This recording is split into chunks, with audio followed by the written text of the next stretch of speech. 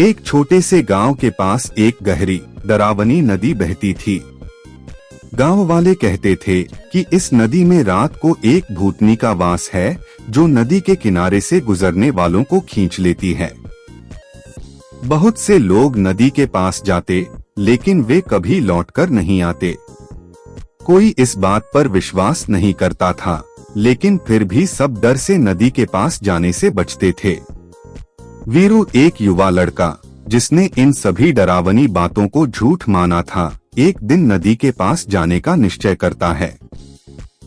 वह गांव के बच्चों को बताता है कि वह रात को नदी के किनारे जाकर यह साबित करेगा कि यह सब महज अफवाहें हैं।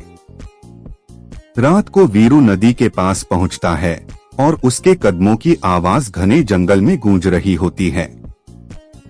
जब वह नदी के किनारे खड़ा होता है तो उसे अचानक एक अजीब सी ठंडी हवा का झोंका महसूस होता है। हवा में एक हर्षित हंसी गूंजने लगती है। वीरू डर के बजाय और भी साहसिक हो जाता है और नदी के पानी में झांकने की कोशिश करता है।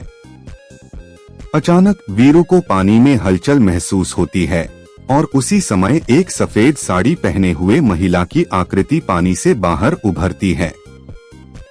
उसकी आंखें खून से लाल थीं और उसका चेहरा सफेद और बेजान था।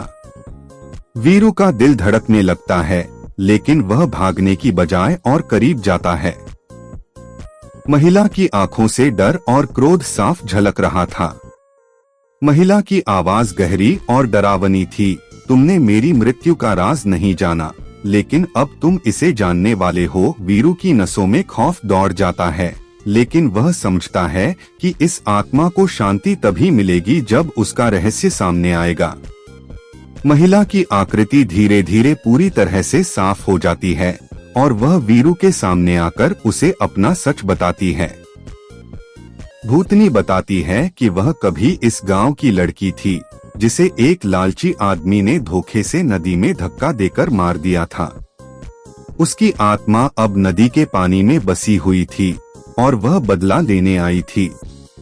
वीरू ने साहसिकता से उसकी आत्मा की सच्चाई सुनने के बाद उसे शांति देने का निर्णय लिया। वह नदी में कागज की नाव बहाकर उसकी आत्मा को शांति देने का प्रयास करता है। कागज की नाव बहाते ही महिला की भूतिया आकृति हल्के से गायब होने लगती है। उसका चेहरा अब शांत और खुश दिखाई देता है। वह वीरू को धन्यवाद देती है और फिर धीरे धीरे पानी में समाहित हो जाती है। वीरू को एहसास होता है कि कभी कभी आत्माओं को शांति देने के लिए उनके दुखों को समझना पड़ता है।